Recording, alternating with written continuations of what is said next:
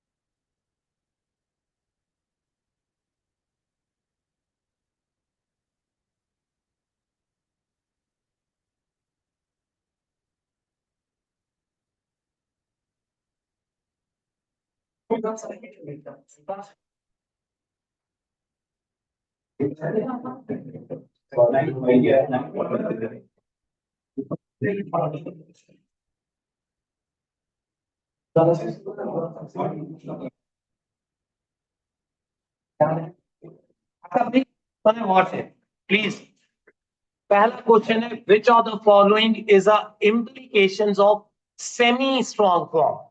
2-3 MCQs हैं अक्सर। These questions are very easy, but इसमें कंफ्यूजन होती है पेपर के दरमियान। तो जरा पहले हम थोड़ा सा ना क्विकली 5 मिनट लगा के ना जरा ये वाला टॉपिक अंडरस्टैंड कर लेते हैं। 5 मिनट लगा के ना जरा पहले टॉपिक अंडरस्टैंड कर लेते हैं।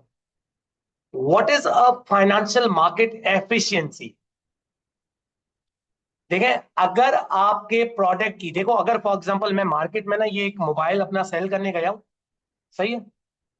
मार्केट मुझे कह रही है सर ये मोबाइल आपका ना 15,000 का हम आपसे लेंगे। सुनना, इस मोबाइल की जितनी भी मोबाइल की इंफॉर्मेशन है उस सब को उन्होंने इनकॉर्पोरेट करके फिर 15,000 का है।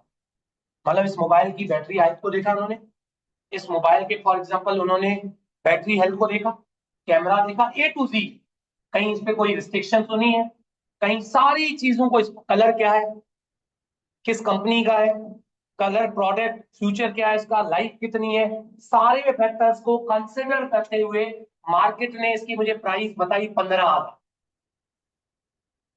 तो this indicate market is a efficient.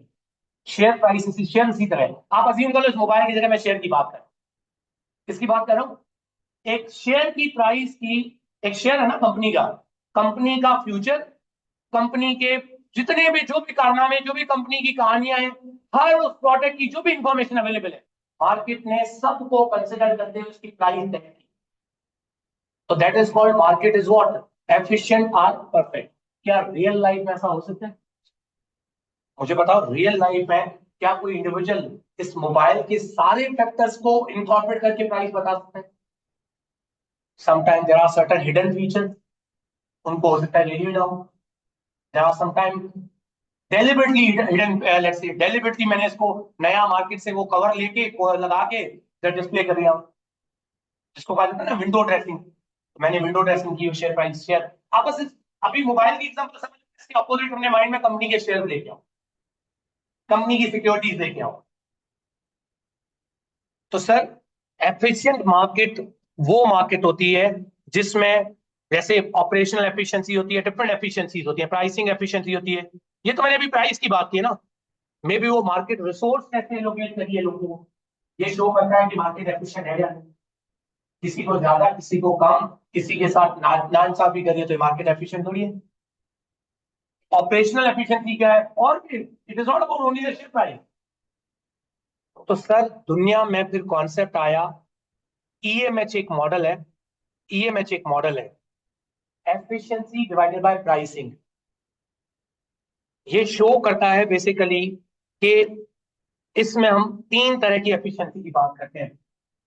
अगर हमारा प्रोडक्ट, अगर हमारे प्रोडक्ट के अंदर सिर्फ पास्ट इंफॉर्मेशन, ये मोबाइल पास्ट में कितने का खरीदा था उसकी बेसिस पे दुकानदार कह रहा है 10,000 का, ये नहीं देख रहा कि अभी ये सबसे बेस्ट मॉडल चल रहा है मार्केट में, प्रेजेंट को देख नहीं, फ्यूचर में इसकी और डिमांड बढ़ते जा रही है वो देख नहीं, जस्ट पास्ट को देख। तो this indicate this market is a weak form.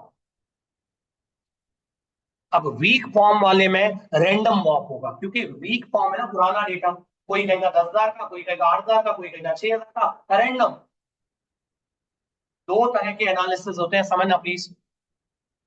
मैंने क्या लिखा, अपना माइंड मत बनाना, जिस तरीके से मैं बता रहा हूं वो पॉइंट याद रखते हैं आपने इस मार्केट के बारे में, कंफ्यूज भी हो जाओ तो। वीक फॉर्म के बारे में मैंने बोला, share price reflect what only,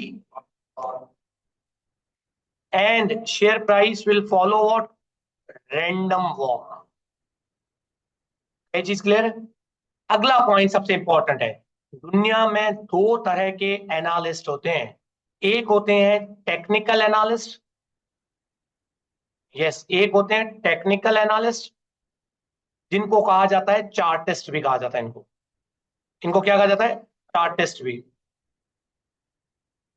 on the other and, on the other and एक होते हैं जिनको कहा जाता है फंडामेंटल एनालिसिस। दुनिया में दो तरह के एनालिस्ट होते हैं, एक होते हैं टेक्निकल या चार्टिस्ट, जो चार्ट्स को देख के चीजों को एनालाइज करते हैं, टेक्निकल एनालिसिस। प्राइस ऊपर जा रही है, मुझे बताओ प्राइस ऊपर जा रही है तो ये कहते हैं प्राइस बढ़ती है, लेकिन बताओ कि ऐसे एनालिस्ट को इस मार्केट में कोई फायदा होगा? क्यों? पास और दूसरा ये कौन सा बोल रही है, ये मैं क्या बोल रहा हूँ, मैं बोल रहा हूँ ये ना, ये डायग्राम बनाते हैं, ये करते हैं चार्ट एनालिसिस। इनको चार्टिस्ट क्यों कहा जाता है? क्योंकि ये चार्ट एनालिसिस करते हैं कि अच्छा आज दिन के स्टार्ट में शेयर प्राइस 5 रुपए की थी, दिन के मिड में फॉर एग्जांपल 2 बजे 5 है, बढ़ रही है, बढ़ रही है, बढ़ रही है, बढ़ रही है। मैंने आपको क्या बोला, ये तो वीक फॉर्म है, इसमें तो रैंडम होगा, इंक्रीज फिर डिक्रीज फिर इंक्रीज डिक्रीज, रैंडम रैंडम। तो इसका मतलब है इस फॉर्म ऑफ मार्केट में इन विचारों को कोई फायदा, ऐसे एनालिस्ट को कोई फायदा नहीं होगा। ये देखे ना, प्राइस मूवमेंट आप पास्ट ट्रेंड से फोरकास्ट ही नहीं कर सकते। दिस मीन जो चार्टिस्ट होते हैं, टेक्निकल एनालिस्ट होते हैं, उनको should not be able to outperform the, ये लोग आउट परफॉर्म नहीं कर सकते मार्केट। क्यों? क्योंकि they don't have a proper forecast, they don't have a proper prediction. The reason is price is following a random walk. क्या ये बात क्लियर है?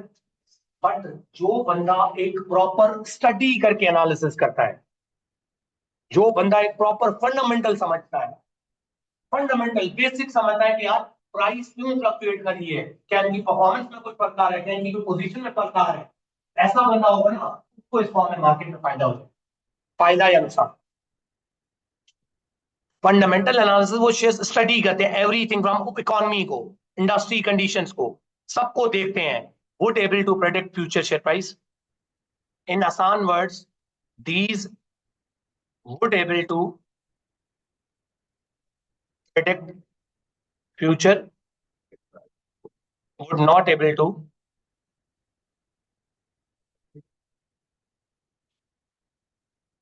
क्या बात समझ आई?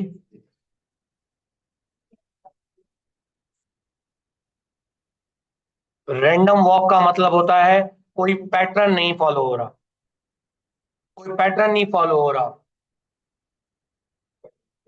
जी जी, इधर देखें, I can't move like random walk, but again इधर देखें। इसके बाद एक होती है जिस मार्केट को कहा जाता है semi strong.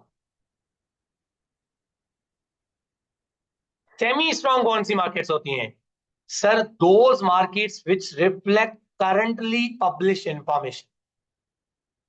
Share price reflect current public information।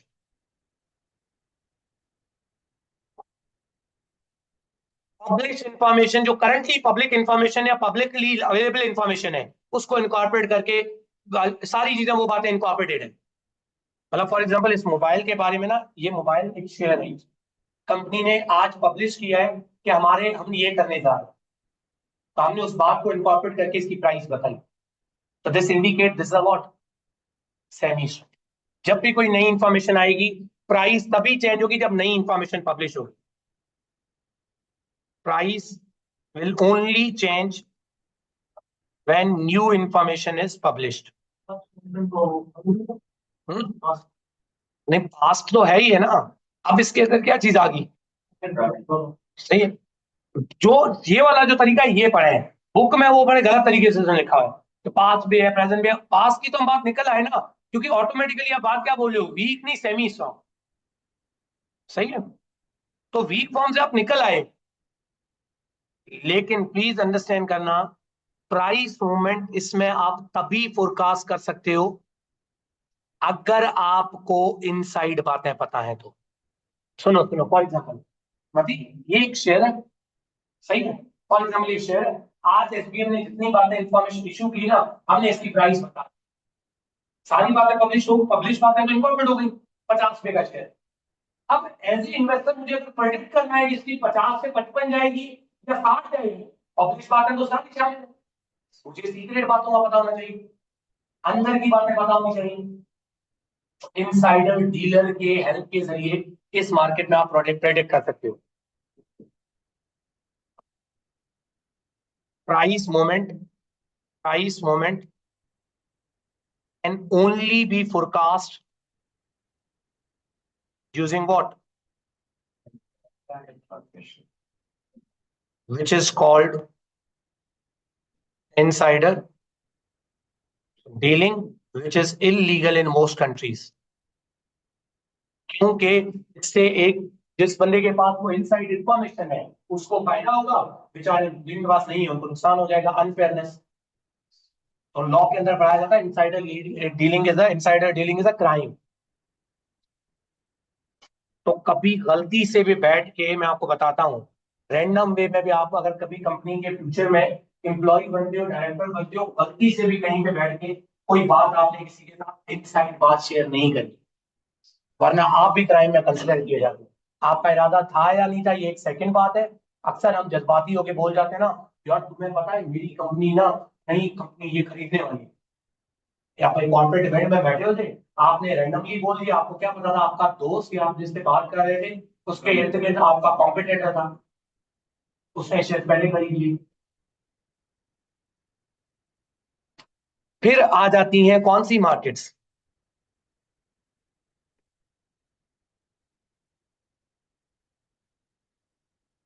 Strong form markets.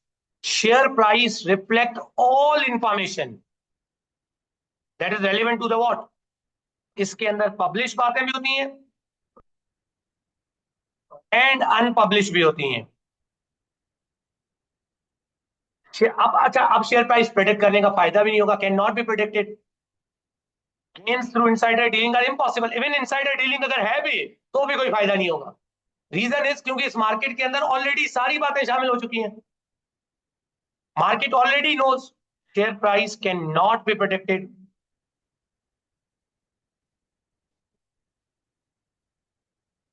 आप प्रेडिक्ट कर ही नहीं सकते अब।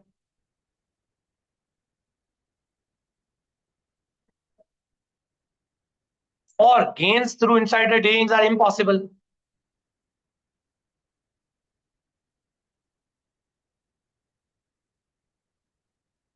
क्या ये बात सबको क्लियर है सर? जी।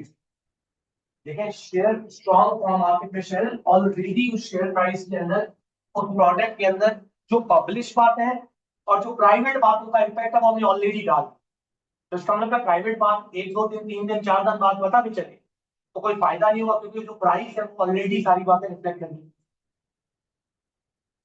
ओके, इधर देखें, अब आ जाए एमसीक्यूज पे। अच्छा, आखिरी पढ़ लो यार। अगर एक ऐसी मार्केट जो प्राइस इंफॉर्मेशन की वजह से कोई इससे फर्क भी नहीं पड़ा, if prices do not react to new information, then this market is a zero effect. This market is a what? Zero effect. Zero effect. No way. कुछ होती है मार्केट्स ऐसी जिनमें आपके इंफॉर्मेशन की, नई इंफॉर्मेशन का कोई इम्पैक्ट ही नहीं होता आपके प्रोडक्ट्स पे। क्या हर इंफॉर्मेशन का इम्पैक्ट लाइफ पे होता है? नो ना। तो सम टाइम कंपनीज में भी होता है। मतलब जो बातें मटेरियल नहीं होती ना, जो पहला वाला आप सॉल्व करें, अब सॉल्व करें, अब आपका सही अप्लाई करवाता हूं।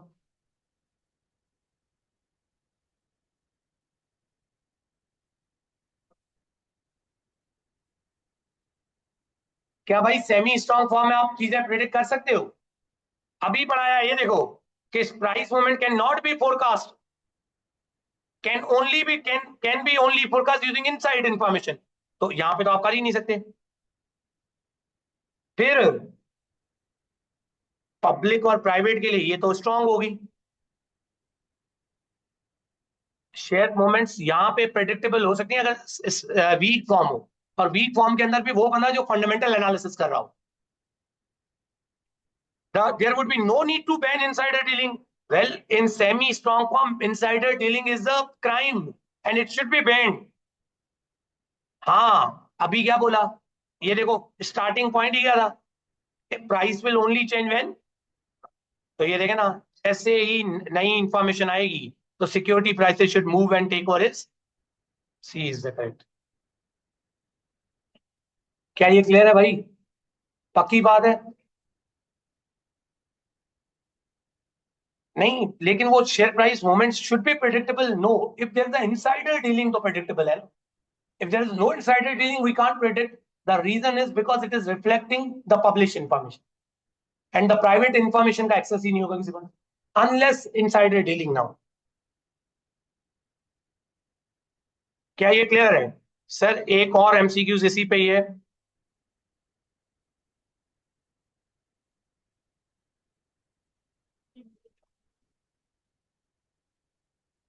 ये पढ़े प्लीज, जल्दी नहीं करनी प्लीज।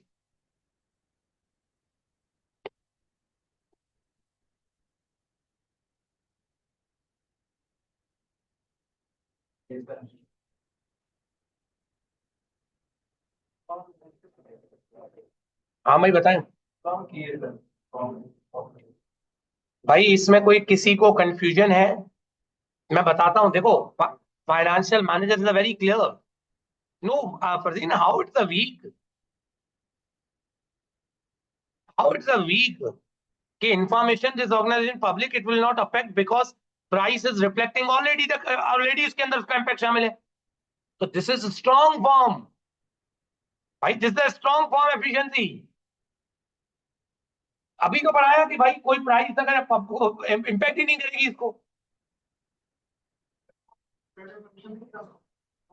नहीं बच्चे, इनसाइडर इंफॉर्मेशन ये मैं कह रहा हूँ बुक से पढ़ा हुआ ना आपने, बुक से नहीं पढ़ना, जो अभी बताया है वो वाली बात याद रखनी है। स्ट्रॉन्ग फॉर्म में क्या कहा था? Share price can not B predicted because gains are not possible because price reflecting already all information। Please एक और एमसीक्यू सॉल्व करें, ये वाला जल्दी नहीं करनी, आई रिपीट।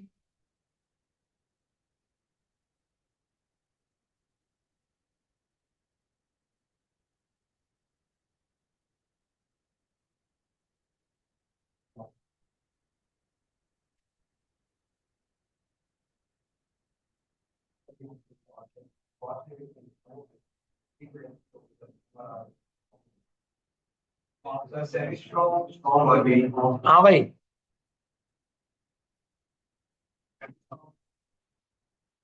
इनसाइडर डीलिंग, पहले तो ये आ जाना, only pass share price information is reflected in what?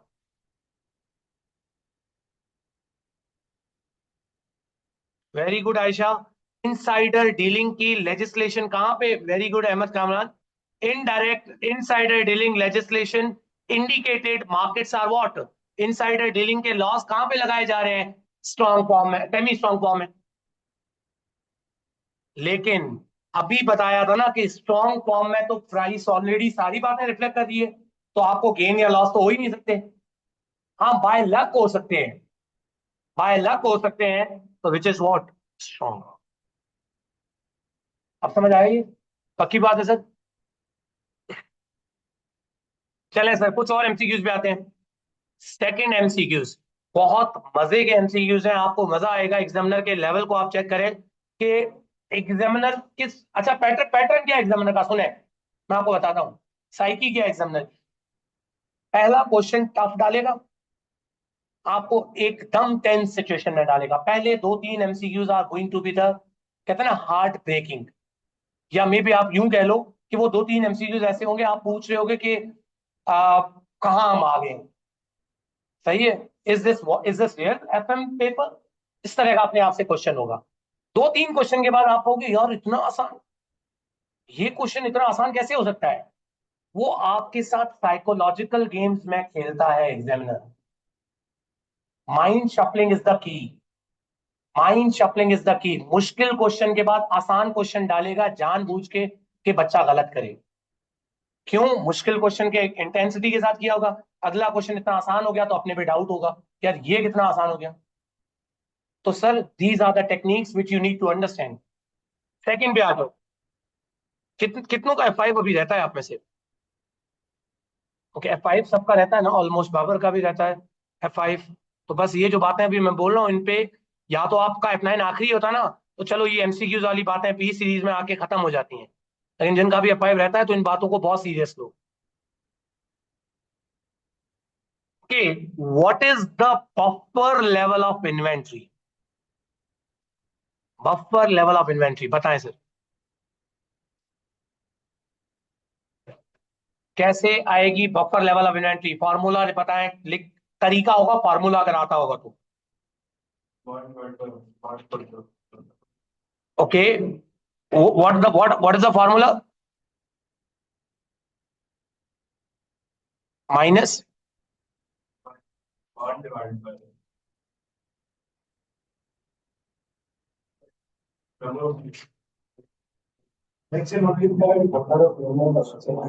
एक बार अपने पास निकालें फॉर्मूला।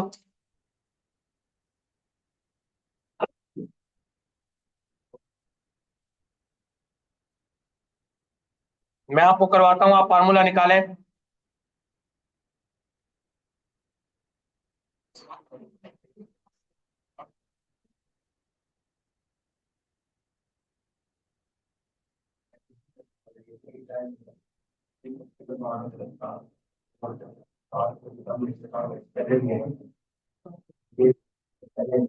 इधर इधर यार, मैं आपको बताता हूँ सुने सुने, थोड़ा सा कॉमन सेंस लगाया करो। व्हाट इज री order, what is the buffer inventory? री ऑर्डर लेवल में से जो आपकी कंजम्पशन है ड्यूरिंग लीड टाइम, जो आपकी डिमांड इन लीड टाइम है, वो माइनस कर दो। फॉर एग्जाम्पल सुने, फॉर एग्जाम्पल मुसव्वर के पास टोटल री ऑर्डर लेवल है 5 के जी आलू के बाद वो नया ऑर्डर है, 3 दिन बाद आलू आते हैं, तो थ्री हर दिन 1 केजी यूज होता है, तो 3 into 1 यूजेज कितना है 3 दिनों का, 3 केजी। री ऑर्डर लेवल इसने कितना रखा है 5 केजी, तो दो डिफरेंस क्या है, दो इज बफर है। सिंपल सा तरीका, री ऑर्डर लेवल में से जो उसका यूजेज इन लीड टाइम है वो माइनस कर दो, तो बफर स्टॉक आ जाए। Okay, now the question is, there is a lead time. बिल्कुल आसान है भाई, इधर देखो, पर वीक की डिमांड निकालो, पर वीक की कोई आप ऐसे स्मार्ट वे में डिमांड निकाल के दे मुझे। 4 लाख डिवाइड बाय 52 कितनी,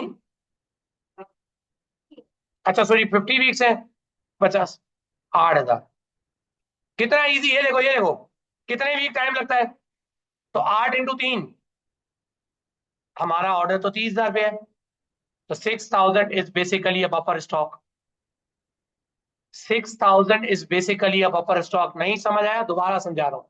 पर वीक डिमांड है 8,000 यूनिट्स की, कैसे पता, annual demand divided by 20, calculator अपने पास साथ ही करना sir, 4 lakh divide bye 50, 8,000 is the demand.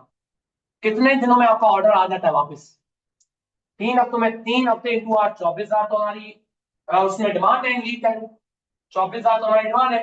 फिर हमने 30,000 का लेवल क्यों रखा हुआ है री ऑर्डर, क्योंकि 6,000 का बफर स्टॉक, सेफ्टी इन्वेंटरी। एक और एमसीक्यू पे आ जाए, this is again very important, very important.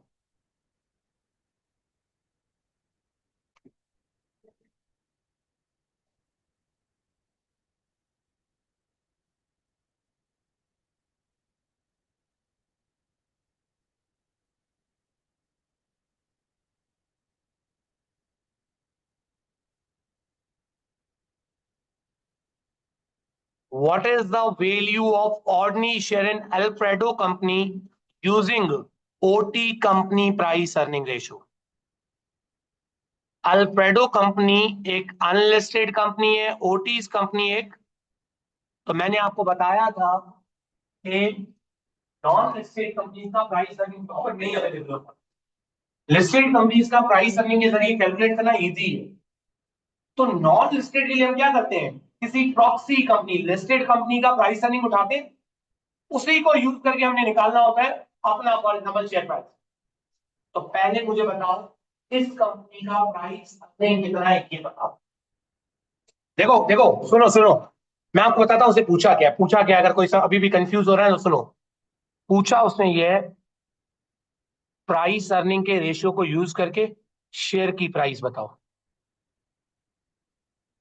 Formula ये ना प्राइस अर्निंग का, हमें ये यूज करना है ओटी कंपनी का, ईपीएस यूज करेंगे अल्फ्रेडो कंपनी का,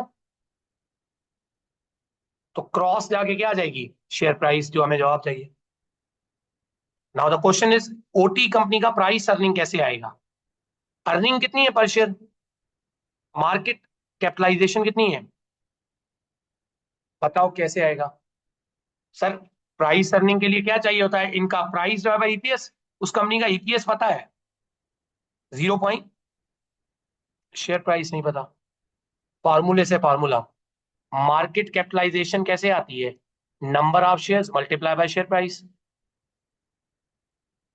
नंबर ऑफ शेयर्स 550 दिए हुए हैं, शेयर प्राइस उस कंपनी की नहीं पता, लेकिन 2750 है ये, तो जरा आप में से कोई डिवाइड करके बताए शेयर प्राइस कितनी, तो 5 डिवाइडेड बाय 0.25 करो जरा। भाई समझ आ रहा है ना, प्लीज यार, मैं बार बार दोबारा जीरो से नहीं कराऊंगा।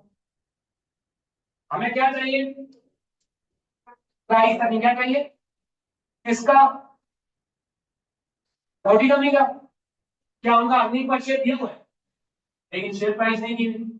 शेयर प्राइस कैसे आती है, मार्केट कैपिटलाइजेशन दी हुई है, मार्केट कैपिटलाइजेशन कैसे आती है, number of share multiply by share price. Number of share पता है, मार्केट कैपिटलाइजेशन पता है, क्रॉस डिवाइड करोगे यहाँ पे डाल 5 डिवाइड बाय 0.5 मतलब छोटी कंपनी का प्राइस अर्निंग कितना है, कितना 20 टाइम्स इनटू अल्फ्रेडो कंपनी का ईपीएस, अल्फ्रेडो कंपनी का ईपीएस कितना है sir, earning attributable to ordinary पटोश आता है ना, profit attributable to ordinary shareholder कितना है, कितना उन्होंने डिस्ट्रीब्यूट कर दिया वो नहीं, हमने हमेशा प्रॉफिट एट्रीब्यूटेबल टू लेना होता है ना, डिविडेंड से पहले वाला। तो 90 डिवाइड बाय उनके शेयर कितने हैं, तो 90 डिवाइड बाय 200 करो, उनका ईपीएस आ जाएगा 0 पॉइंट, तो अब जाके क्रॉस मल्टीप्लाई करो, 20 into 0.45, 9 is the correct answer. भाई समझ आया, 3 फॉर्मूले इसमें रिवाइज हुए, प्राइस अर्निंग का, मार्केट कैपिटलाइजेशन का, ईपीएस का। आपको डेटा एक जगह का देगा, दूसरी जगह आपने ऐसे क्वेश्चन में अप्रोच याद है। देखो मैंने क्या किया, मुझे क्या चाहिए, शेयर प्राइस के इस्तेमाल मॉडल को यूज करके ये कंपोनेंट ढूंढे, उसने कहा ये कंपोनेंट किसका ढूंढना है, ओटी कंपनी का, ओटी कंपनी की इन दी थी, ये नहीं था component, technical approach, write down the formula, follow the formula, you will get the answer. है पैसेट करोगे ना, यार ये चीज होगी ये होगी, है पैसेट करोगे तो गलत होगा, कंफ्यूज हो जाओ। क्या ये क्लियर है, फोर्थ पे आ जाए सर।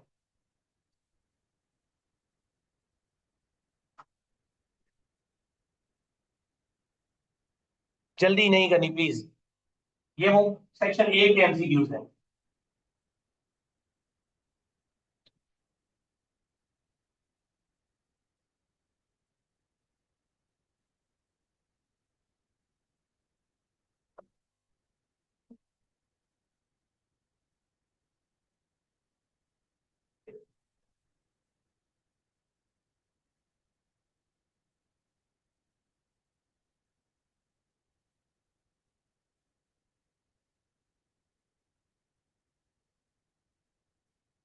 आयशा बताएगा 360 या 365 डेज बताएगा, पेपर में ऐसा नहीं करेगा।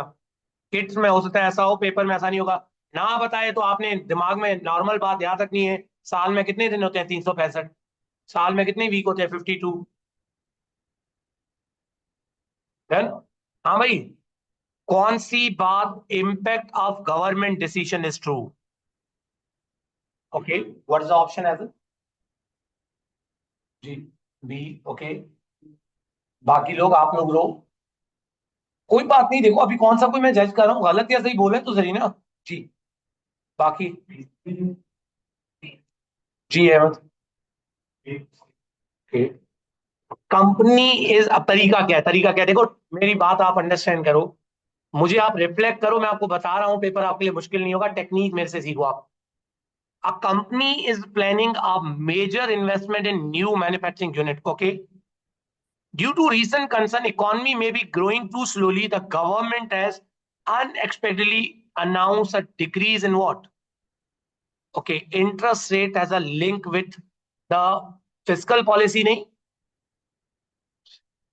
और मॉनेटरी पॉलिसी में ये एक्सपेंशनरी मॉनेटरी पॉलिसी है, कॉन्ट्रेक्शनरी होती है जब आप इंटरेस्ट रेट बढ़ाओ, कॉन्ट्रैक्ट आप इंटरेस्ट रेट कम कर रहे हो, तो खुद सोचो कि इंटरेस्ट रेट जितना कम होगा उतनी ज्यादा लोग बोरोइंग करेंगे।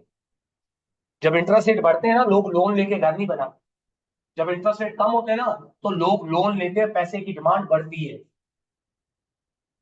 तो कंपनी कॉस्ट ऑफ कैपिटल नहीं भाई, इंटरेस्ट रेट कम तो कॉस्ट ऑफ कैपिटल भी कम ना। अगर याद करो आप, याद करो फिशर इफेक्ट वाला फार्मूला, इंटरेस्ट रेट जितना कम होगा इवेंचुअली नॉमिनल रेट कम होगा, और इंटरेस्ट रेट अगर कम हो रहे हैं तो भाई रिस्क कम हो रहा है ना, तो शेयर होल्डर का रिटर्न कम होगा। सी इज द करेक्ट, कि डिमांड क्या हो जाएगी, एनपीवी लोअर नहीं भाई, अब एनपीवी ज्यादा अच्छी होगी क्योंकि रेट कम हो गया है, present value of future cash flow ज्यादा होगी। क्या ये चीज समझ आई सर, एक आसान सा पेपर का क्वेश्चन, कितनी बार ये question as it is repeat हुआ है, कितनी बार एज इट इज रिपीट हुआ है, 2 नंबर का क्वेश्चन है, this is the box, you have to choose the days, inventory holding, receivable collection, payable, and all calculation should be to the nearest day. Inventory divided by, तो 226 divided by 1612 into 365, कोई बताए? 51 inventory का हो गया। Receivable का formula क्या है? Receivable credit sale. क्या सारी की सारी क्रेडिट सेल है? 10% आर ऑन कैश, तो 2780 का 90% लो, 25। आप बताओ कितने? 61। 61 payable, payable divided by cost of sale. Payable divide by purchases करना होता है। क्या करना होता है? ना दिया तो क्या यूज करना है? यहां पे तो परचेजेस दिया हुआ है।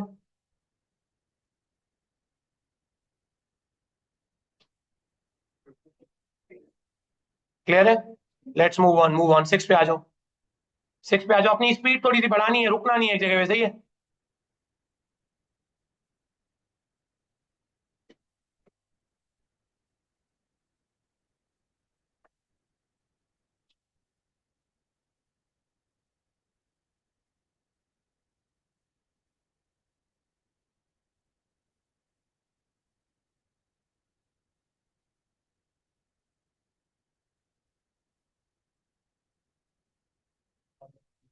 इकोनॉमी, एफिशिएंसी,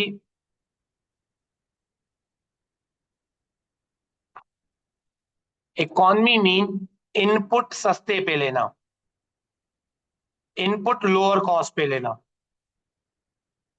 इनपुट को आउटपुट में कन्वर्ट करना।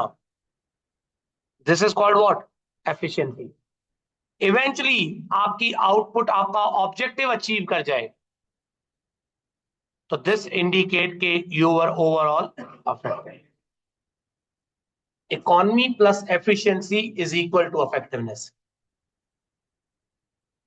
Effectiveness mean end objective achieve होना। ऑप्शन एलिमिनेट करना आने चाहिए। आपसे उसने एग्जामिनर ने ये पूछा है कि भाई बताओ कौन से इन 6 में से 2 मेजर्स हैं जो हमें क्या बताएंगे, तो बताएं सर, सोच समझ के प्लीज।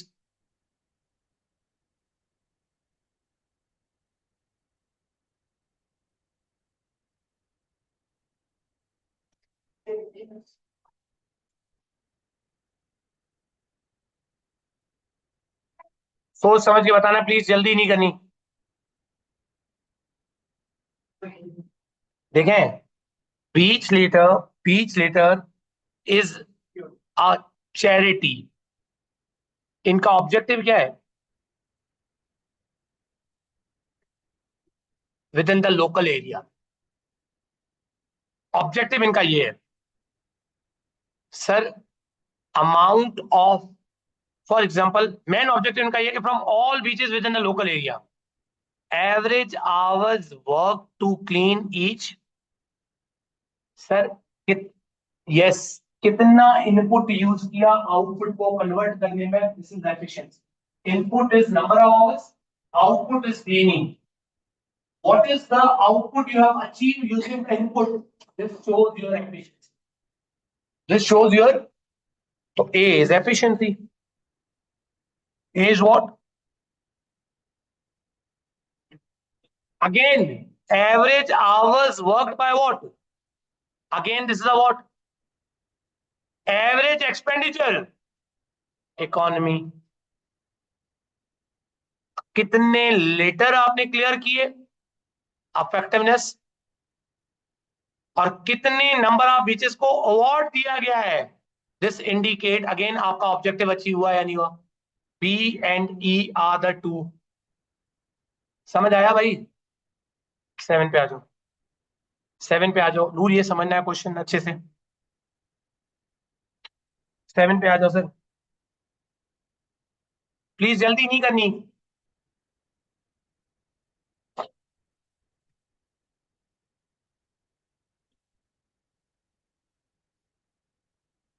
पहला काम 3 स्टेप्स याद कर लो।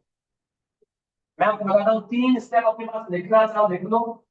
Step 1 side, is it borrowing और investing? Step 1। Step 2 rate. If borrowing, sorry, step 2 is decide the appropriate FRA contract size. 3 versus 10, 3 versus 9 size. Third, rate. अब कैलकुलेशन करो।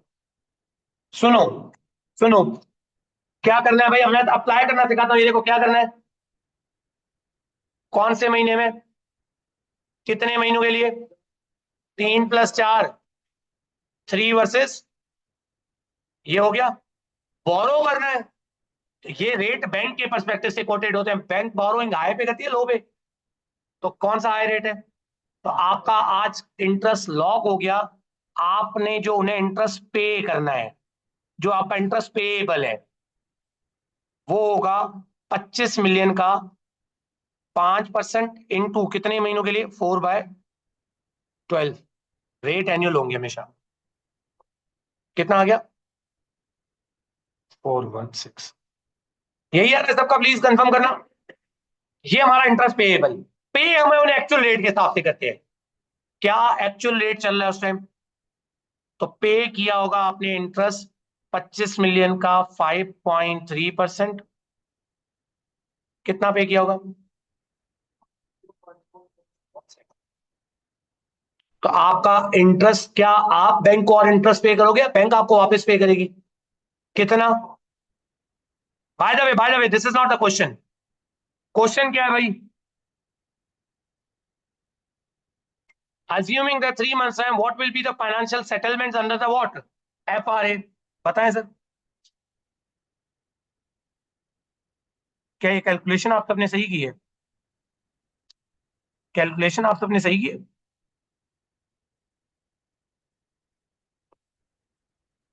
25 मिलियन का 5% इंटू 4/12, 25 मिलियन का into 5.3%,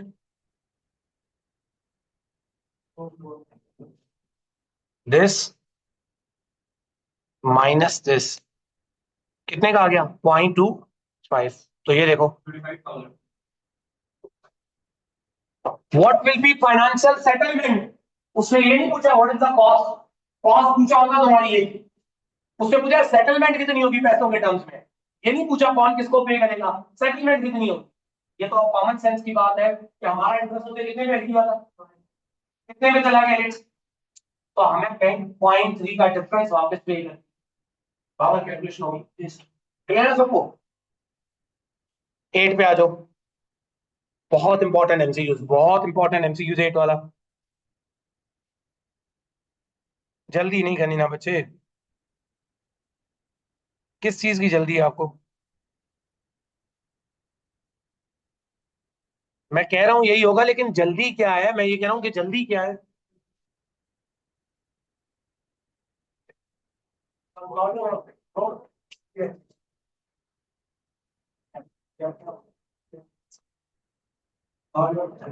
मेरी बात सुने, सुने सुने, पर्पस क्या है हमारा, सुनो। पर्पस ये है, कौन सी 2 टेक्निक्स हैं जिनको आप यूज करोगे to protect against a. Sir पहली बात, टेक्निक देखो, पेपर में आपका दिमाग काम करना चाहिए सही वाला। मनी मार्केट हेज का इंटरेस्ट रेट से कोई ताल्लुक ही नहीं है। मनी मार्केट हेज का क्या ताल्लुक है इंटरेस्ट से? 3 में से 2। अब स्मार्ट बनो। मैंने आपको बोला था कि fall in interest rate, interest rate जब इंक्रीज होता है ना, लेंडर को डर है, लेंडर को डर है कि रेट इंक्रीज ना हो, तो आप कैप लगवाते हो। तो कैप तो इंक्रीज वाले के साथ डील करता है। मुझे डर है कि इंटरेस्ट रेट कम ना हो जाए, मैं इन्वेस्टर हूं, तो मैं क्या करता हूं, एक फ्लोर सेट करता हूं, और कॉलर इन दोनों का कॉम्बो है। आप क्या करते हो, उनसे, उन्हें क्या नाम है, कैप सेल करते हो, फ्लोर उनसे बाय कर लेते हो। तो बी एंड डी जो कि दो हमें प्रोटेक्ट करेंगे। 9 पे आ जाओ, 9 पे आ जाओ। ये भी मजे का क्वेश्चन है। टेक्निक सिखाऊंगा, गुलाम फरीद टेक्निक सीख।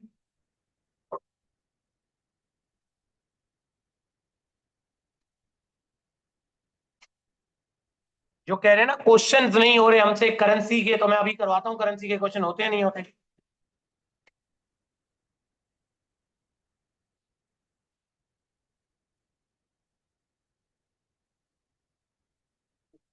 सर कौन सी हेजिंग है? Forward, not money market. Forward का मतलब है फ्यूचर में डीलिंग होगी, रेट आज लॉक हो गया। मनी मार्केट में आज ही हम डीलिंग कर लेते हैं। शेडो कंपनी ऑर्डर्स, अच्छा सुनो प्लीज यार, अब अपना साथ प्लीज। Goods from what? तो सर सप्लायर को फॉरेन करेंसी पे करनी है, तो इसका मतलब है फॉरेन करेंसी बाय करनी पड़ेगी। ये बात याद रखना, सही है। Is the quote is indirect और direct? Payment is pound. Sir आप डॉलर पेमेंट, क्योंकि फॉरेन, अब देखो सर ये कैसे आपको पता चला डॉलर आपकी लोकल करेंसी और पाउंड आपकी फॉरेन करेंसी? एक बात सुनो, उसने क्या कहा, shadow company orders drop goods foreign supplier, और सप्लायर की पेमेंट करनी है किसमें? फॉरेन सप्लायर, तो पाउंड क्या होगी? Foreign currency. And what will be your local currency? Agree? Okay. The quote forex, foreign currency और इनडायरेक्ट कोट। बाय करनी है, बाय का रेट हाई होता है, बाय करने जाओ मार्केट में रेट, सेल करने जाओ लो होता है। तो और आप, हमें फॉरवर्ड चाहिए, फॉरवर्ड, फॉरवर्ड में कितने महीने बाद, तो रेट हाई कौन सा है इन दोनों में से? समझ आ गया?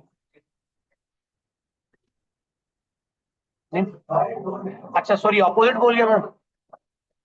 अच्छा हाँ हाँ, सही है सही है सही है। इनडायरेक्ट में बाइंग, बाइंग से मुराद है कि आप उसके पर्सपेक्टिव से सोचो ना, मैं अपने पर्सपेक्टिव से मत सोचो।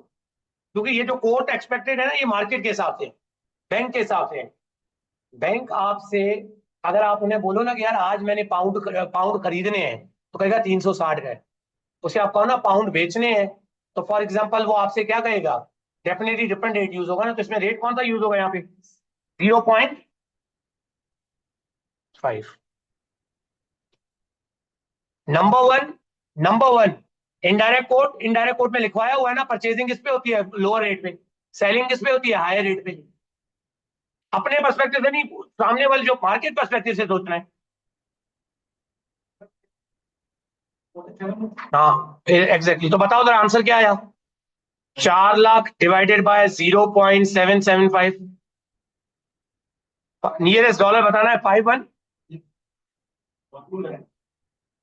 ओके 516129। 10 पे आ जाओ, 10 पे आ जाओ।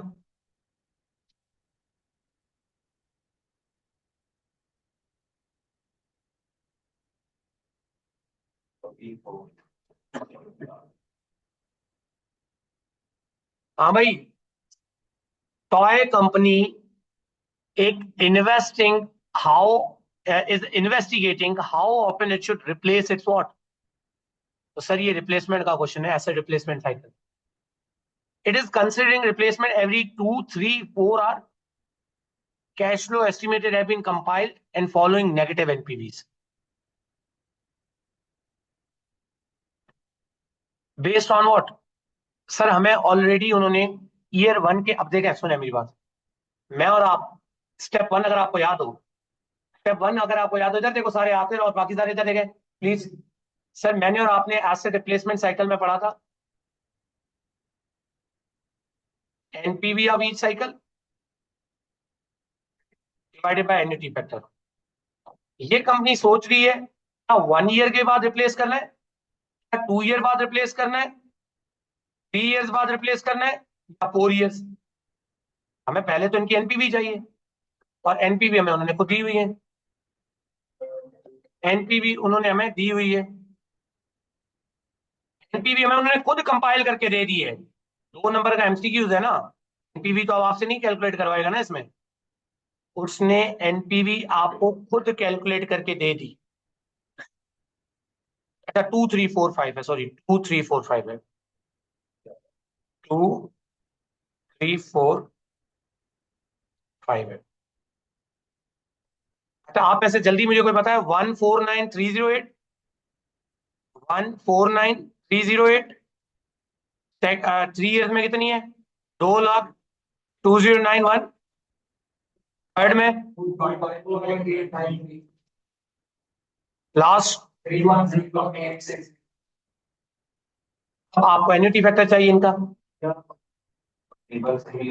पेपर में जाके एन्युटी फैक्टर खुद निकालने के बजाय चारों के एन्युटी फैक्टर लिख लेना। 11% का टेबल में पेपर में हेल्प में जाओगे, हेल्प बॉक्स में एन्युटी दिया होगा, 11% पे जाके दूसरे साल का एन्युटी फैक्टर, तीसरे साल का अपने रफ पेज पे, क्योंकि एक्सेल तो दी नहीं होगी, तो रफ पेज पे दूसरे तीसरे चौथे पांचवें का लिख के डिवाइड करके कैलकुलेशन करके हमें बताना ये है ऑप्टिमम रिप्लेसमेंट साइकिल वो होता है जिसमें आपकी इक्विवेलेंट एनुअल कॉस्ट लोएस्ट हो। तो सर चारों की कैलकुलेशन आप में से कोई मुझे बताएगा? एक का है 1 पॉइंट, किसी ने अगर ओपन किया है तो बताए 1.713, और इसका कितना है 2.44 एन्युटी फैक्टर, और इसका कितना है 3.102, और लास्ट का 3.696। अब ये देखो यहां पे कैलकुलेशन कर लो, this divided by this, this divided by this, this and this, कौन से वाले में लोएस्ट है? चौथे साल वाला ना। तो व्हाट इज योर आंसर? 82170, 82170 आ रहा है। नहीं, कैलकुलेटर पे 70 आएगा, कैलकुलेटर पे करो 70 आ रहा है, एक्सेल में वो उसको लेके जा रहा है, कैलकुलेटर में 70 आ रहा है। क्या ये क्लियर है भाई? ये समझ आया? पूरा टॉपिक आपका रिवाइज हो गया एसेट रिप्लेसमेंट साइकिल का। Step 1 calculate the all NPV, step 2 annuity factor. Optimum cycle वो साइकिल होगा जिसमें ये इक्विवेलेंट एनुअल कॉस्ट है। पेपर में याद रखना, मे भी उसने इक्विवेलेंट ईएबी दे दिया हो, इक्विवेलेंट एनुअल बेनिफिट दे दिया हो, उसमें सबसे हाईएस्ट वाला देखना होता, उसने खुद बेनिफिट्स वाली कैलकुलेशन करके दी और डिवाइड कर रहा हूं। क्लियर है सर? फिर एक और क्वेश्चन 11 नंबर पे आ जाओ, ये एक और बेहतरीन क्वेश्चन है, बड़ा मजे का क्वेश्चन है ये वाला, मार्केट्स का कॉन्सेप्ट। ये देखें, ये सेक्शन एक एमसीक्यू है सारे।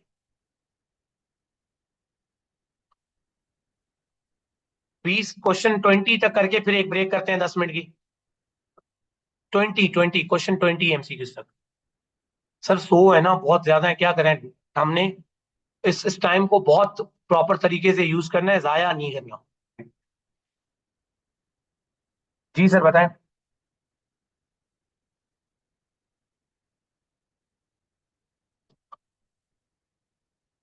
देखो रिवर्स ऑर्डर में पहली बात तो ये अंडरस्टैंड करें, लॉन्ग टर्म फाइनेंस के लिए कौन सी मार्केट्स होती हैं? शॉर्ट टर्म फाइनेंस के लिए। और अगर नए रेज करने हैं तो लॉन्ग टर्म में प्राइम, चाहे लॉन्ग टर्म हो शॉर्ट टर्म हो। देखो what is the normal concept for long term? Capital market, for short term money market. Long term में भी नए रेज करने हैं, प्राइमरी अगर किसी के शेयर बड़े हुए और वो खरीद रहे हो, सेकेंडरी। एग्री? तो सर दिल कंपनी ने नए लॉन्ग टर्म लोन इशू करने, न्यू। तो इधर अच्छा, इधर वो प्राइमरी वगैरह नहीं है, लेकिन इधर ऑप्शन क्या होगा? Simple, need to purchase short term. Short term, पहली बात शॉर्ट टर्म, शॉर्ट टर्म के अंदर कौन सी होगी ये? इज दैट सेकेंडरी और प्राइमरी? सर ओटीसी है ना, एक्सचेंज ट्रेडेबल नहीं है, over the counter primary money market है। बताता हूं, मैंने शॉर्ट टर्म में चीजें खरीदनी है काउंटर पे जा, काउंटर पे तो नहीं मिल रही है ना। अगर ओवर द एक्सचेंज में ट्रेडेबल हो ना, कोई कोई चीज ऑलरेडी चली है उससे खरीद रहे हो, तो फिर तो मे भी ट्रेडेबल हो। Third, need to issue what? पहली बात कैपिटल मार्केट है, कौन सी वाली कैपिटल मार्केट होगी? प्राइमरी। फॉरेन करेंसी को किस में कन्वर्ट करना है? फॉरेन करेंसी को तो किस पे जाओगे? फॉरेक्स पे जाओगे ना। यूरो करेंसी क्या थी? अदर देन आपकी अपनी लोकल करेंसी के अलावा, अगर आप एटी यूरोप में, यूरोप में बैठे हो, यूके में बैठे हो, what is your local currency? Pound. But आप अपनी लोन नोट्स वगैरह इशू कर रहे हो अदर देन लोकल करेंसी, तो उसको कहा जाता है यूरो बॉन्ड मार्केट्स। कौन सी मार्केट्स? बोरोइंग वगैरह हो रही है अदर देन लोकल करेंसी में, आप अपने लोन नोट इशू कर रहे हो। प्लीज कंफर्म करें, क्या ये सबको क्लियर है? 12 पे आ जाए।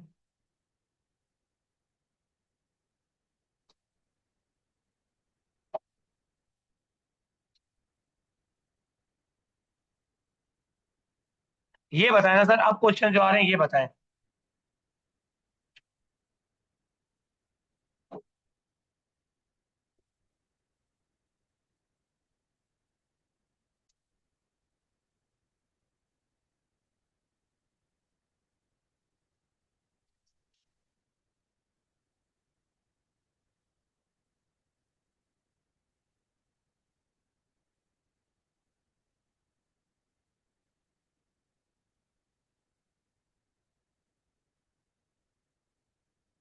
हाँ भाई,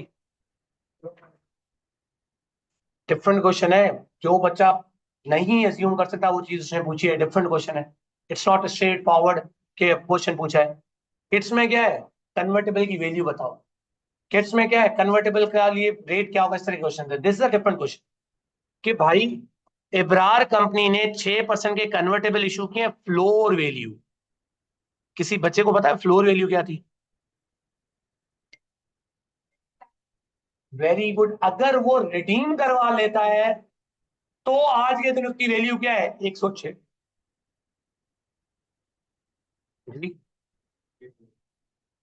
floor value is not a market value. Value is called floor value, का मतलब है कि अगर सामने वाला कैश ले लेना तो आज के दिन उसकी वैल्यू क्या होगी, that is called floor value. सही है। मार्केट में उसकी value, floor value market value is something else ना। ईच लोन नोट, वो तो बात की बात है कि आया वो मार्केट वैल्यू बनती है नहीं बनती। Each loan note can be converted into what. अच्छा, अब मेरा आपसे क्वेश्चन ये है, मेरा आपसे क्वेश्चन ये है मेरा आपसे क्वेश्चन ये है कि आज के दिन अगर मैं कैश के फॉर्म में पैसे लेता हूं तो कितने मिलेंगे मुझे, 106।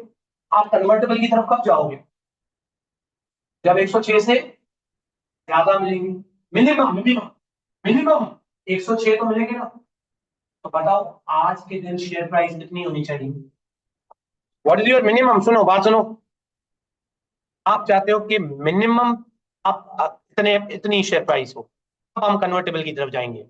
तो मिनिमम में फ्लोर वैल्यू इतनी है, 106.2। सुनते जाना, मिनिमम शेयर प्राइस कितनी होगी मैं कन्वर्जन की तरफ जाऊं। तो मैं चाहता हूं कि कन्वर्जन के केस में number of shares multiply by price. Conversion, minimum conversion कितनी होनी चाहिए, क्योंकि अगर मैं शेयर की तरफ नहीं जाता तो 106 मिलने हैं। तो अगर मैं शेयर की तरफ जाऊं कम से कम 106 तो मिले ना। तो 106, नंबर ऑफ शेयर कितने हैं, तो मिनिमम प्राइस आज के दिन कितनी होनी चाहिए कि मैं इसकी तरफ जाऊंगा। डिवाइड करो, दो डेसिमल है, 7.08। क्या ये समझ आया? अगर 7.08 प्राइस हुई तो हो सकता है एज ए इन्वेस्टर मैं कन्वर्ट की तरफ जाऊं मिनिमम।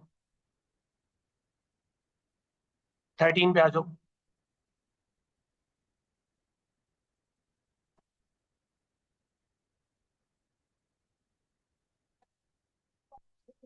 जल्दी नहीं करनी।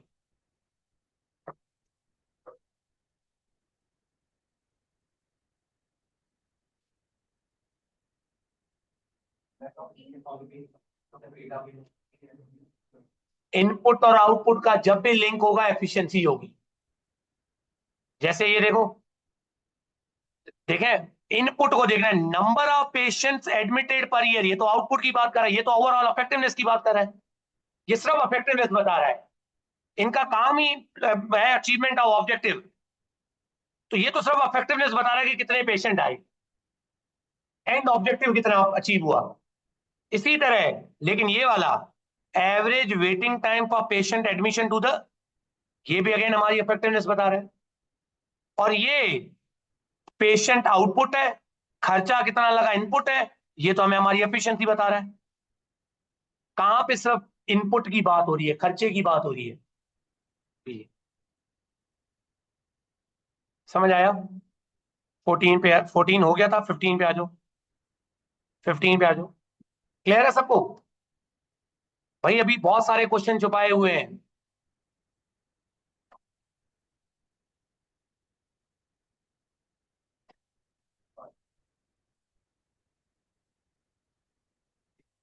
जी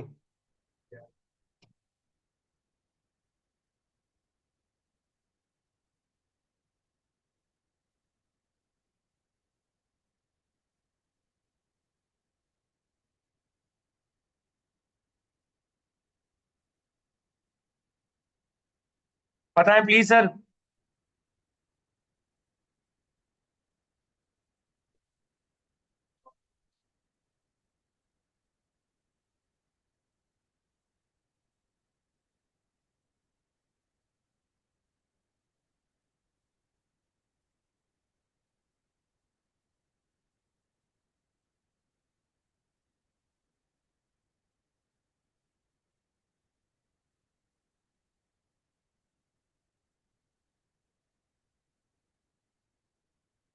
भाई company has announced it will pay annual dividend equal to what? Earning per share is 10 million shares है। Return on equities and current dividend share price क्या है?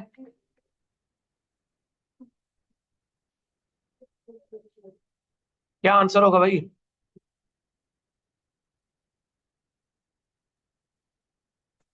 कोई बताएगा? Current cum dividend share price कितनी है? ओके, पहले तो आप लोग डिविडेंड पर शेयर निकालें। अर्निंग का कितने परसेंट? 0.41, 0.44 माइनस कर लो। एक्स दिव शेयर प्राइस कितनी आ गई? यहां तक क्लियर है? डीवीएम मॉडल के जरिए आंसर आएगा इसका। हमें क्या निकालनी है? के डिविडेंड पर शेयर कितना है? 4 point divided by X, sorry no, dividend per share कितना है? 0 पॉइंट। फार्मूला लिखना था असल में पहले हमें। Dividend divided by dividend divide 0.44 है ना? नहीं, अभी अभी वेट वेट ना बच्चे, वेट। डिविडेंड डिवाइडेड बाय क्या चाहिए था हमें? डिविडेंड डिवाइडेड बाय हमें क्या चाहिए? Ex div share price, which is what? 4 point. Simple formula ये है। सिंपल फॉर्मूला तो कहीं का ये है ना, लेकिन कहीं ग्रोथ तो नहीं है डिविडेंड की। सर ग्रोथ का कैसे पता चलेगा? क्या पास्ट ट्रेंड है? लेकिन Gordon growth model, Gordon growth model sir कैसे आपको पता चला? क्यों? क्योंकि उन्होंने कहा जितना हम कमा रहे हैं उसका कितने परसेंट डिविडेंड? तो 45% रिटेंशन रेट है, और हमारा B R, return on equity, ये दिया हुआ है। तो सर गॉर्डन ग्रोथ के जरिए हम रिटर्न निकालेंगे। गॉर्डन ग्रोथ मॉडल के जरिए, वेरी गुड, 20% आरओई है, इंटू 45% रिटेंशन रेट है, कितनी आ गई ग्रोथ? 9%। तो this 0.44 into 1.09 divided by plus, बताओ जी प्लस होता था ना भाई? बताओ 20 बच्चे, क्या क्या आपको नहीं समझ आया? लिखो, मैं आपको बताता हूँ। फार्मूला लिखें डीवीएम मॉडल का। डीवीएम मॉडल का फार्मूला लिखें, K E is equal to dividend into growth, dividend into 1+d divided by ex div share price, सही है, प्लस जी बाय। समझ आ गई बात? अब पहला टॉप, डिविडेंड पर शेयर कैसे निकालोगे? डेटा पढ़ो।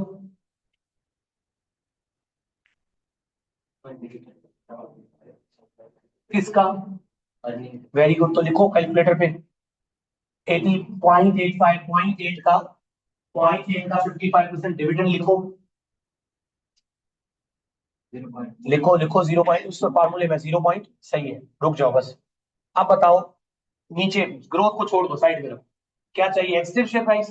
एक्स डिव शेयर प्राइस कैसे आती है? या तो दी होगी या कम डिव दी होगी, उसमें से डिविडेंड क्या कर दोगे? कम डिव कितनी है? माइनस की क्या है? लिखो 4.16 नीचे।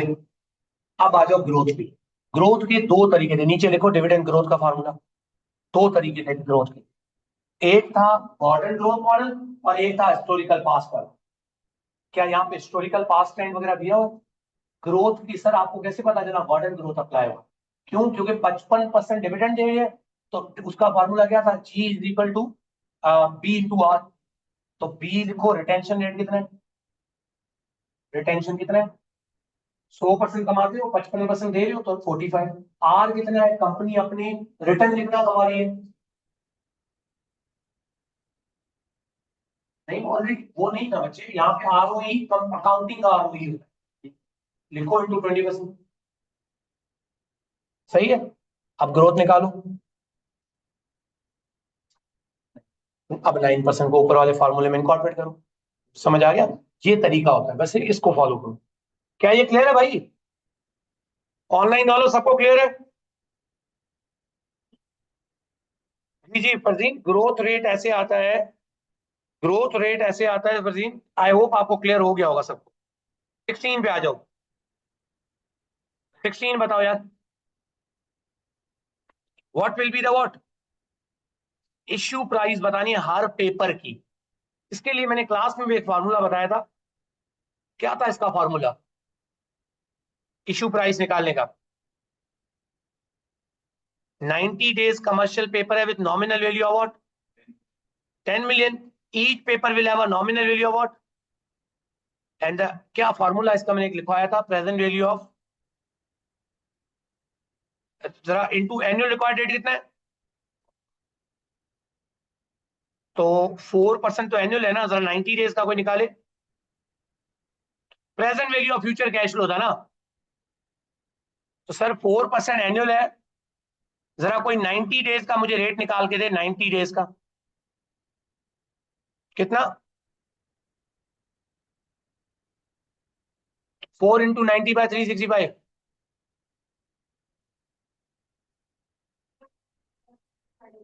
0.009। 1 लाख को फ्यूचर कैश फ्लोज कितने हैं? एक की बतानी है ना, एक कैश फ्लो 1 लाख पे करना है फ्यूचर में, उसकी आज के दिन present value 1 lakh divide by R कर दो। परपेचुटी में कैश फ्लो है ना, परपेचुटी में 1 लाख डिवाइड बाय आर क्या है? 1.009। जरा बताओ क्या आंसर आ रहा है? 99, 100? नहीं मैच कर रहा। मैंने इसमें एक फॉर्मूला लिखवाया था, मुझे अभी याद नहीं आ रहा। आप में से किसी को मैंने करवाया हुआ है, ये क्लास में भी क्वेश्चन करवाया हुआ है।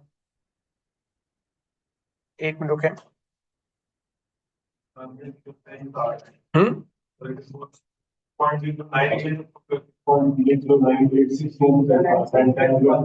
नहीं, 986 से अब क्या आंसर आ रहा है? हाँ यही होगा, यही है। 1 डिवाइड बाय नॉमिनल वैल्यू कुछ था, nominal value divided by 1 plus R था ना। आर अब आपने डेज का लेना है, एनुअल नहीं लेना। इश्यू पेपर ईच, देखो मैंने और आपने अपने पूरे सेक्टर पूरे में, मुझे बताओ लोन नोट की वैल्यू कैसे आती है? लोन नोट की present value of future cash flows discounted at investor required data return. Share price की वैल्यू कैसे आती है? Present value of future cash flow divided by investor required data return. तो same goes with this issue paper. मतलब future cash flow हर paper की nominal value है, और एनुअल इन्वेस्टर का रिक्वायर्ड रेट है एनुअल की 4% है। लेकिन ये तो पेपर इतने दिन में इशू किया है, तो 90% उसका 90 डेज का क्या रिटर्न होगा? तो 4 देखो, cash flow divide by r है, cash flow divided by r है। कैश फ्लो कितना है? एक पेपर का 1 लाख। आर कितना है? 90 डेज का लेना है। समझ आ गई बात? ए इज द करेक्ट आंसर। 17 पे आ जाओ, 17 पे आ जाओ भाई, ये बताओ।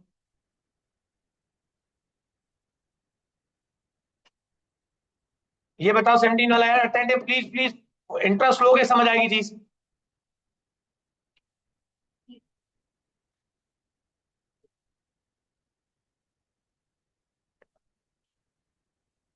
कन्वर्टेबल की कैलकुलेशन बड़ी इजी है।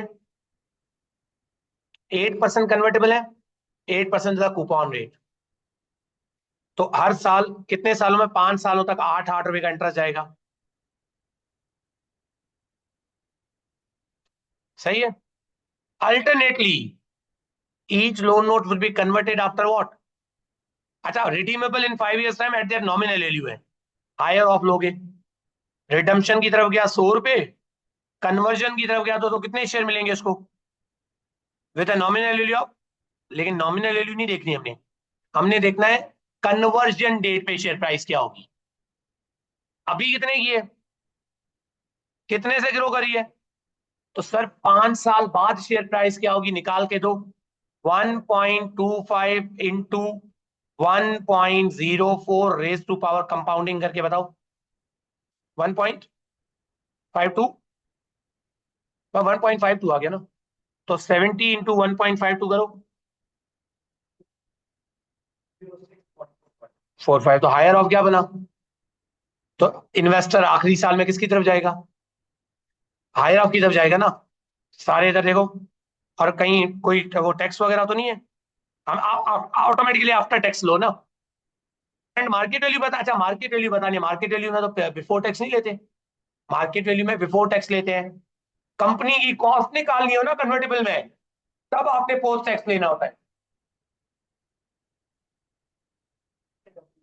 1 2 3 4, मैं अभी पावर क्लियर करता हूँ, 5 8, 4 साल तक इंटरेस्ट है, 5वें साल में एक तो वो 8 रुपए भी है प्लस 106 पॉइंट। अब आप रेट कौन सा लोगे यहाँ पे, IRR निकालो ना डायरेक्टली। पेपर में ये काम आप IRR डायरेक्टली नहीं निकाल सकते, पेपर में आपको लंबी कैलकुलेशन करनी पड़ेगी, क्योंकि अगर MCQs आ गया तो। जी नहीं सर, इसके लिए एक्सेल थोड़ी देगा आपको, लॉन्ग में तो एक्सेप्टेबल है ना ये। IRR कैसे आएगा अभी इसका, क्या था फॉर्मूला, हमने IRR कॉमा, नहीं ब्रैकेट था ना,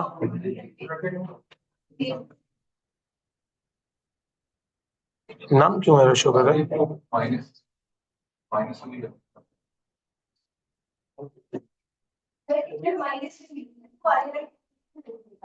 कौन सी माइनस, अच्छा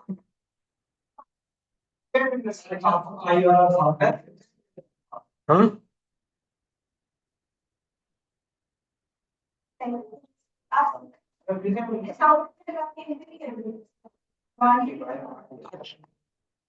अच्छा okay okay okay okay, wait wait wait wait wait, हमें रेट तो, सॉरी सॉरी, माय बैड, हमें कंपनी की कॉस्ट नहीं निकालनी। कॉस्ट निकालने के लिए मुझे और आपको क्या करना पड़ता है, मतलब लोअर रेट और हायर रेट में वो IRR निकालना पड़ता है। हमें यहाँ पे मार्केट रेट निकालना, कॉस्ट तो खुद दी हुई है ना। तो सिंपली इधर देखो, कितने परसेंट, 10% है, 1.1 raise to power 1।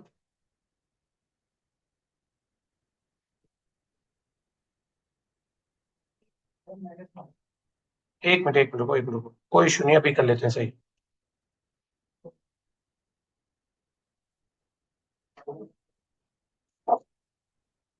Present value of future cash flows, present value of future cash flows कितनी आ गई, 96.96।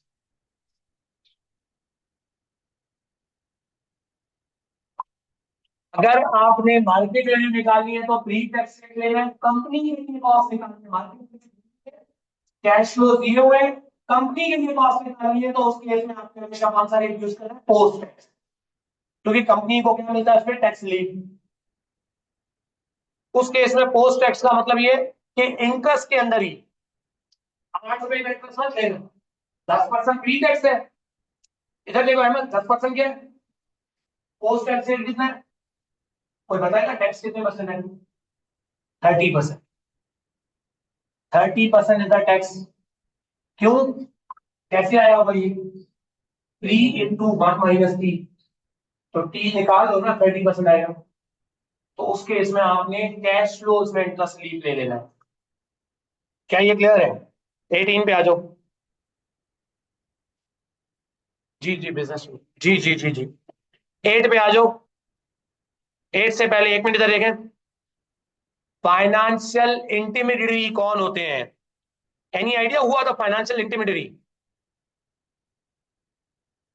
वेरी गुड, दो पार्टी को आपस में, ऐसे तो बाबर को लोन चाहिए, इसको लोन चाहिए, इसके पास है, तो ये पैसे इसने मेरे पास रखे, इट इज लार्जली नहीं bank, it can be any party which is basically dealing या basically arranging the borrowing for the invest the lending purpose and इनकी डिपॉजिट। तो फाइनेंशियल एडवाइस इंटरमीडियरी, अब गौर से मेरी बात सुननी है आपने, sir AI, artificial intelligence technology ने फाइनेंशियल इंटरमीडिएटरी का रोल लिमिट कर दी।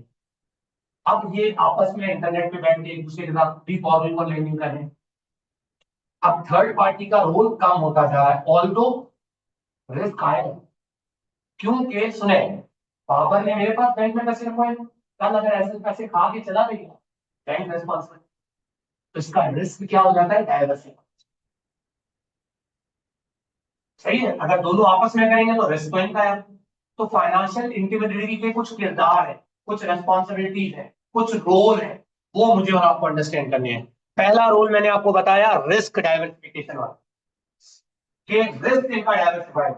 सेकेंडली, एक दूसरे के साथ करें ना, इसको 4 साल के लिए लोन चाहिए, बाबर के पास तो 3 साल पैसे पड़े सरप्लस। तो अब बैंक्स के पास तो मल्टीपल रूल होते हैं ना। तो बैंक के पास बाबर के 3 साल के भी पड़े हुए हैं, इशाक के 4 साल वाले पैसे भी पड़े हुए हैं, हमजा के 5 साल वाले डिपॉजिट भी पड़ी है, और हमारे पास उस तरह की मल्टीपल डिपॉजिट पड़ी है। तो हमने उनमें से उठा के इसको 4 साल वालों दे। तो सर सेकंड रोल क्या हुआ? अब short term deposits can be use to what? Maturity transformation. पहले में मैंने रिस्क रिडक्शन बताया, और सेकंड में मेच्योरिटी, और थर्ड बार आपस में ये ट्रेड करते ना, 1000 रुपए का लोन चाहिए, बाबर के पास तो 400 रुपए का सरप्लस था। एज ए बैंक होने के बजाय हमारे पास तो 4-5 लोग के पैसे पड़े हुए। तो एग्रीगेशन, एग्रीगेशन हो गई। और लिक्विडिटी भी तो है ना, अकेले एक दूसरे के साथ ट्रेड करेंगे इससे अच्छा है। एज ए बिजनेस रिस्क नहीं है इसका, कल ये पैसे वापस लेना है मैं दे दूंगा। ये बॉरोइंग करने आ रहा है, लिक्विडिटी, लिक्विड रिसोर्सेज, उतना रिस्क नहीं है लिक्विडिटी। और हेज करने में भी तो हेल्प होती है। फॉर एग्जाम्पल फाइनेंशियल इनकम के लिए 3 महीने बाद एफआरए याद है ना, 3 महीने बाद लोन लेना। मेरे पास आया ऐसे चल के कि सर 3 महीने बाद पैसे आएंगे, आज रेट फिक्स करवानी है। तो हेजिंग की डे भी तो यूज हुई ना फाइनेंशियल इंटीग्रिटी। क्या ये बात समझ आई? सर आप इस एमसीक्यूज को सॉल्व करें प्लीज।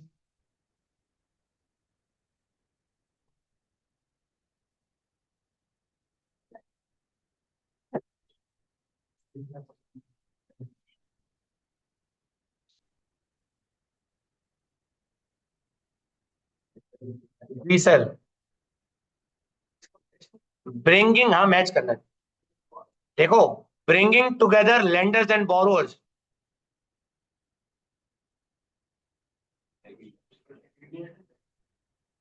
सेकंड उसके सामने ही नहीं है, adding small deposit together make to what? जी सर, ये देखे ना, लीडिंग टू रिस्क डाइवर्सिफाई हो गया ना। लास्ट, मेच्योरिटी, किसी को फ्लोटिंग लोन दिया जा रहा है, किसी को फिक्स दिया जा रहा है, किसी को 3 साल, किसी को 4 साल, किसी को 5 साल। मेच्योरिटी ट्रांसफॉर्मेशन, दोनों की नीड्स पूरी हो रही है। समझ आया भाई? 19 वाला सॉल्व करें, जल्दी नहीं करना प्लीज।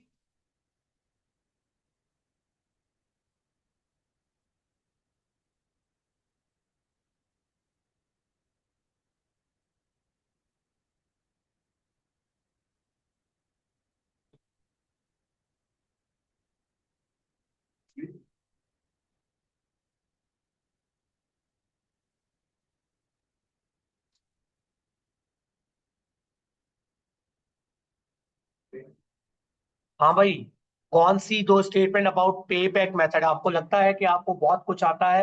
ये क्वेश्चन बता रहा है कि कितना कुछ आता है आपको। मतलब you are still confuse, you are let's say कि आप हेजिटेट कर रहे हो कि which option should be choose. हाँ भाई, it indicate a financial benefit of undertaking. ये तो एनपीवी है, इसमें हम टाइम पीरियड की बात करते हैं, फाइनेंशियल्स की बात नहीं करते। It ignore the timing of cash flow within the payback period. हाँ भाई, it consider the profitability of whole investment project. भाई रिटर्न को तो देखते ही नहीं है ना। हाँ, within the payback period पैसा कब आ रहा है कब नहीं आ रहा है इसको इग्नोर करता है। और शॉर्ट टर्म पे फोकस कर रहा है, तो अनसर्टेनिटी को रिड्यूस कर रहा है। भाई इसमें तो प्रॉफिटेबिलिटी की बात ही नहीं होती ना, अपना पैसा लगाया हुआ कब वापस आ रहा है बस। ये सॉल्व करें फिर ब्रेक करते हैं।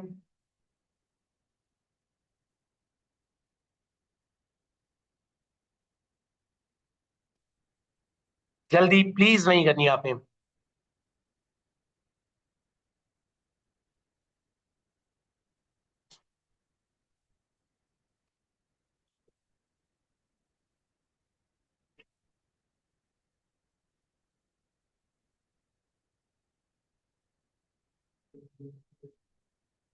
हाँ भाई,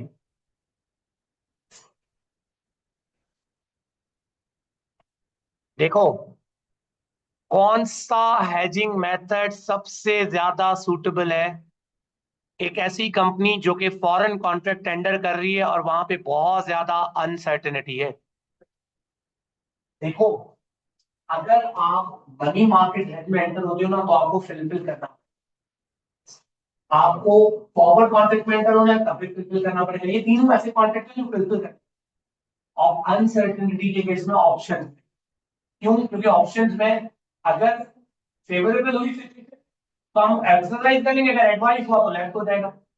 याद है वो जो फ्लैट वाली एग्जांपल दी थी, जो फ्लैट 50 लाख का खरीदा, 1 लाख टोकन दे के आया, बाद में पता चला 55 लाख पे चला गया, तो एक्सरसाइज पर बाद में पता चला 45 लाख पे चला गया है, तो लेफ्ट हो जाएगा।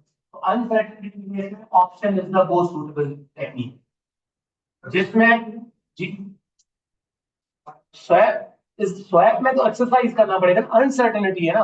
We have no idea how much amount is we are going to get in receive. वो सूटेबल, देखो वर्ड क्या लिखा, वो सूटेबल।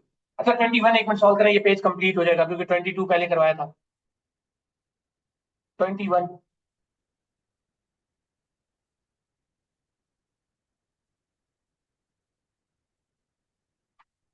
जल्दी नहीं करेगा, दिमाग लगाना है ऐसे क्वेश्चन में। एक गलती, 2 नंबर जाया।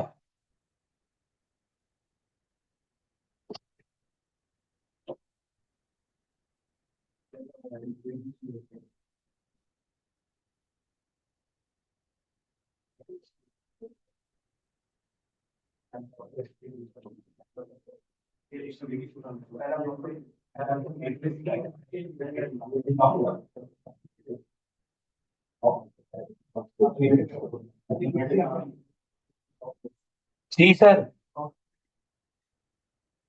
The main objective of working capital management are usually taken as a profitability and liquidity. कॉन्फ्लैक्ट करते हैं यूजिंग लॉन्ग टर्म डेट, पहले अपने आप को होल्ड करवाओ। शॉर्ट टर्म डेट चीपर है,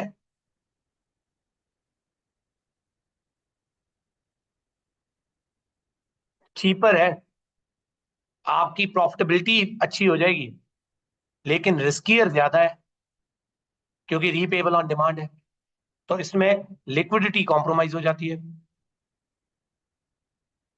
but in case of long term finance, expensive है,